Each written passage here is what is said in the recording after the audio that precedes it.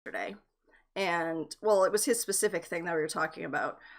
It got me thinking about a couple of things that figured, hey, it would probably be good information to share with other people so that everybody knows a little bit more.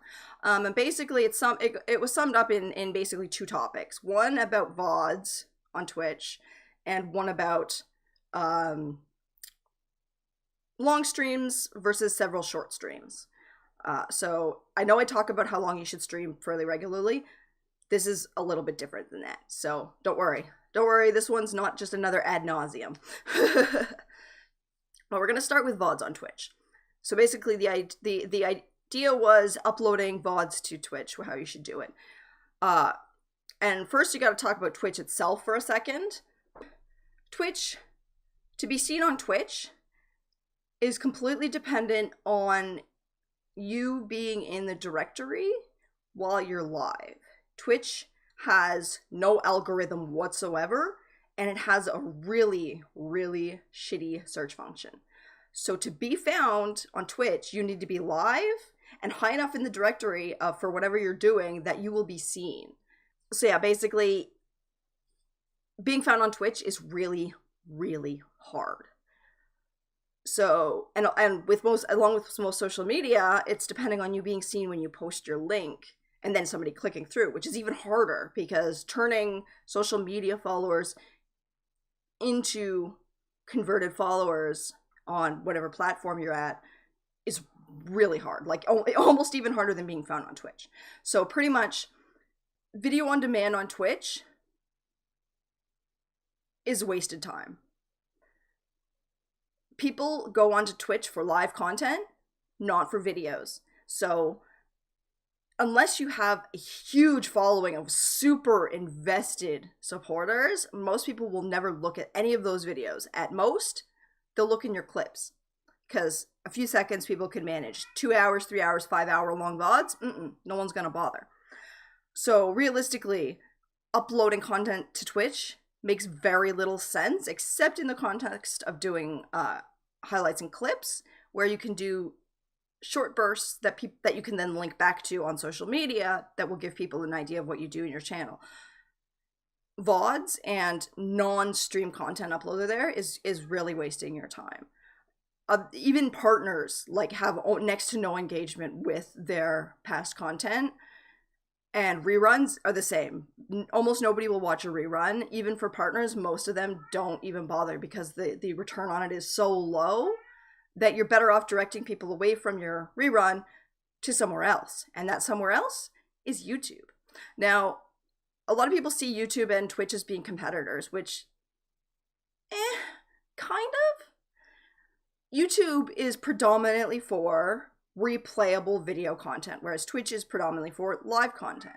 And while there is a little crossover, YouTube does have YouTube Live, Twitch does have their VODs. Those two are like secondary to their main point, which is repeatable repeatable content on one hand and live content on the other. But you can harness YouTube, even though they might seem like competitors, you can harness YouTube to turn it into what is essentially 24-hour-a-day advertising that you can then harness and bring back to your socials and to Twitch by talking about them in the videos, by linking down in the description, by linking through your socials to YouTube. And basically you create a web of connections of all these accounts that all connect to you. And you want to put your Twitch right in the middle. If that's the thing that you're after the most is Twitch, you put your Twitch in the middle and you connect everything to itself or to each other and to Twitch in the middle. And it just becomes like a bowl or an umbrella, depending on how you want to look at it, of bringing your viewership to where you want them to be. And the great thing about YouTube is you don't have to do exactly the same thing you do on Twitch. You could play other games, you could do other activities, you can do YouTube exclusive content, like I do my Follow New Vegas right now, and I'll occasionally finish other games there as well. But pretty much the idea is that you want to diversify your placement because no one channel in this industry is going to be a guaranteed moneymaker or a guaranteed growth mechanism. So if you put all of your bags in the Twitch basket, you could have it all swept out from under you. Whereas if you spread it out, so you do some on, so you have your Twitch, and then you have YouTube for content, and then you use Twitter, and then you use Instagram, and basically you create an entire web of different positions of where you are on the internet with your content, you stand the greatest chance of both gaining supporters and growing, while also not losing out if something happens. If you can't stream for a while because of an emergency, or if, you know, your YouTube, something has stuff with your YouTube, whatever, you need to be diversifying. That's like the name of the game. And 100%, if you haven't checked out Ashley Christ, do that. She describes it way better and explains it way better than I could. I'm just trying to sum it up for you guys. But basically, you're much better off putting like trimmed VODs or vlogs or whatever else onto YouTube, where you can catch an entirely different market all the time, rather than depending on Twitch, where it's a very narrow window of where you're seen. Hi, Rowie! Thank you so much for stopping in. And Napa coming in with the woo! It's good to see you guys. Yeah, today's chat is a little bit short. It's not as in-depth as some of my previous ones, but we were just talking about VODs on Twitch and how really you want to put your effort into putting videos on YouTube rather than putting them on Twitch, where they will get you nothing. They won't necessarily hurt you there, but the time it takes to get them ready and upload them there will not be recouped in the same way that it would be on YouTube. Now, I am not a YouTube expert by any means. I am still a newbie and I know nothing. But if you are interested in more about YouTube, I do have a channel that is fantastic, and I can reference you guys over there super fast. But I learned of him through Ashley Christ, which, again, if you have not followed Ashley Christ, she is the queen of stream coaching. You need to be following her. She just actually put out pre-orders for an ebook, and I put my pre-order in for that yesterday, and I'm super excited. Yes, you can export VODs directly from Twitch to YouTube. I'm not necessarily a fan of doing that, but that's just the way that I want to do my channel. It can be completely different for you, but the most important thing is that you don't want YouTube to be just a repository for your VODs. You need to give value in some other way so that stream will grow or that channel will grow as well. So for me, I do my VODs, but I trim them down. So I take out all my breaks. I take out like alerts and, you know, random chatter that doesn't matter, or if like my game crashes. I take all that out. So it shortens it down a bit. But I also trim out my Be a Better Streamer chats. Those go over there on their own. And I do YouTube exclusive content. Right now I'm playing Fallout New Vegas, so yeah. So basically you don't necessarily want it to be exactly the same, but you want to use it. Not using YouTube is really taking a potential growth placement away from yourself. And you don't want to make this any harder than it already is. Don't just check your VODs on YouTube to likely not get videos. No, basic editing, montaging, yeah. You want to make them interesting. I do put mine up there just because for the moment I don't have a lot else to put up, but I will probably be shifting that focus a little bit soon. And good morning, Time UIME Tia. It's good to see you. First trip inside MRI machine results in yelling. Oh gosh, but he ultimately made it through both of them. Oh, that's good. I know it can be terrifying, and I know you have even more difficulty with it than like an average person. I don't like using average, but whatever. So yeah, I'm really glad you made it through it though, and hopefully it'll give you some answers, because having something wrong with you and not knowing why is awful. I hated it. 3 years I went without knowing what was wrong with me. So yes, don't put VODs on Twitch. Like, don't upload them. Put them on YouTube. Put your videos on YouTube. Whatever it is you're doing, put them there. Heck, you don't even have to do anything related to your channel on YouTube, and you can still link it back. That's the great part about YouTube, is it's similar to Twitch in that you grow your audience. They like what you do, not what you're doing. And then if you say, hey, come check me out here, they will. They'll go hop over. You won't necessarily convert everybody, but still. You become a personality and an entertainer, not a content machine, if that makes any sense.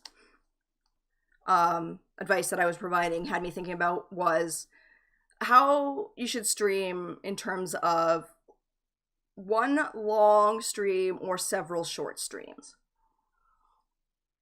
So for this one, I'm going to be talking several short streams in one day. And a short stream is going to be like under 2 hours. So like an hour, hour and a half, something like that. Pretty much this ends up falling under the same kind of problem umbrella. I like umbrellas, can you tell? The same problem umbrella as streaming too often in general. This is where the scarcity mindset comes in. You need to harness that to get people invested in your stream to show up when you go live. If you stream too often, there's no incentive for people to come because they know, oh, we can just catch them later, we can just catch them later, we can just catch them later. Well, even if you're only streaming, say 3 times or 4 times a week, but you're streaming 3 times in a day for a really short amount of time, you're going to fall under the same sort of problem. People won't be as incentivized to come to each of those because either they can check out the one or they'll be like, oh, he'll be on later, and then they just don't show up. So from that perspective, it's not really a good idea. And then if you look at it from another angle, it usually takes about 1 to 2 hours for you to hit what your peak writing viewership is going to be. Like, it'll go up and down a little bit. That's normal. But like where your average for that stream is going to be, it takes a little bit to get there. If you're only streaming for an hour, hour and a half as like a normal thing, yes, it won't be as bad. If that's how long you stream every single time, your supporters will come. It's going to be a slower grind, and you may not have as many regulars because it's harder to get to somebody right away, right? So if your stream is too short, you're going to miss out on a lot of potential viewership.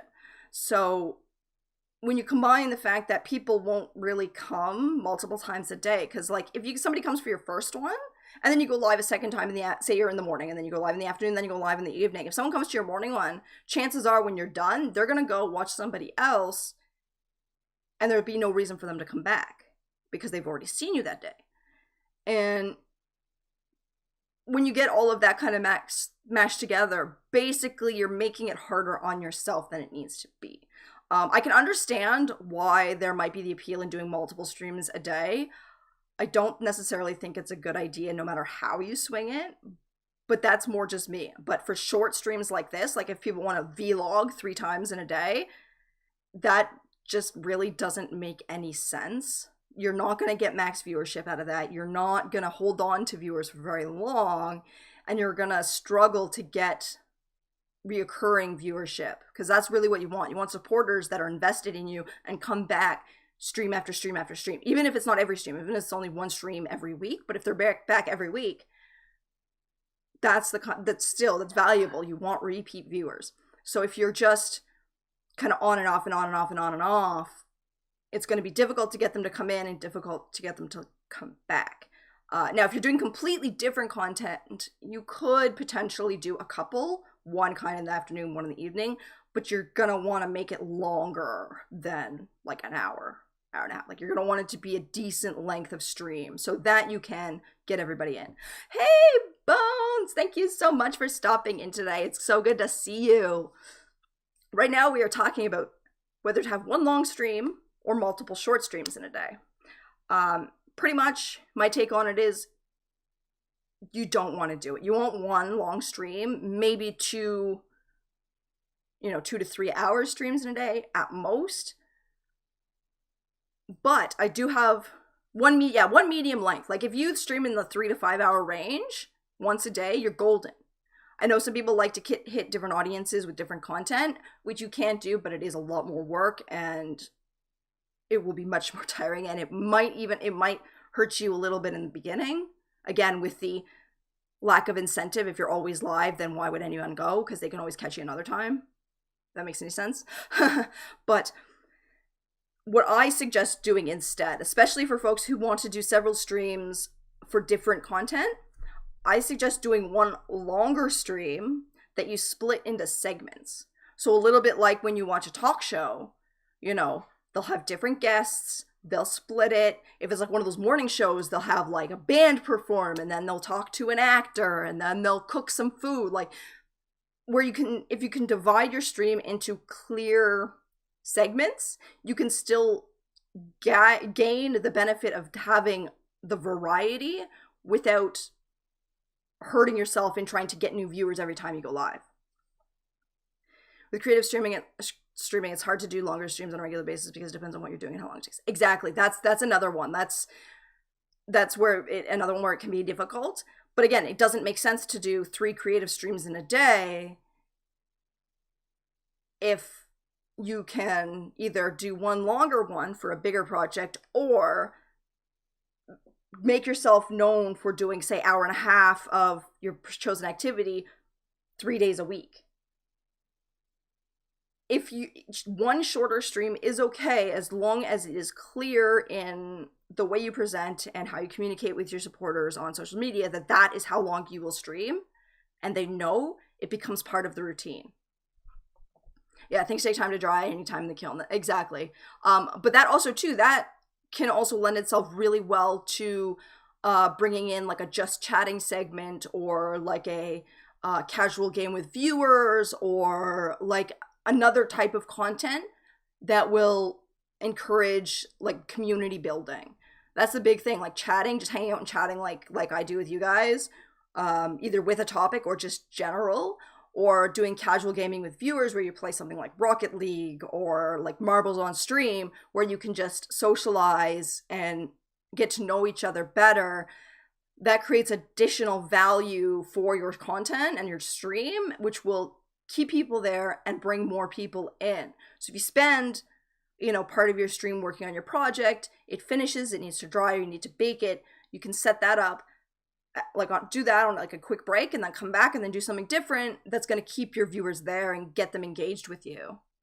That's like the most important thing to remember, is you want repeat viewers. You don't necessarily want people coming in and then leaving, coming in and then leaving. And that's where value comes in. So finding a way to take your streams to like the peak level, like the most successful length of time, which from what I've seen and what I've read, it's usually in the 3 to 5 hour range. If you can, again, this is if you can. You need to make sure you're listening to your body and not going longer than you can physically handle, and making sure that your real life is not suffering because of your streaming time.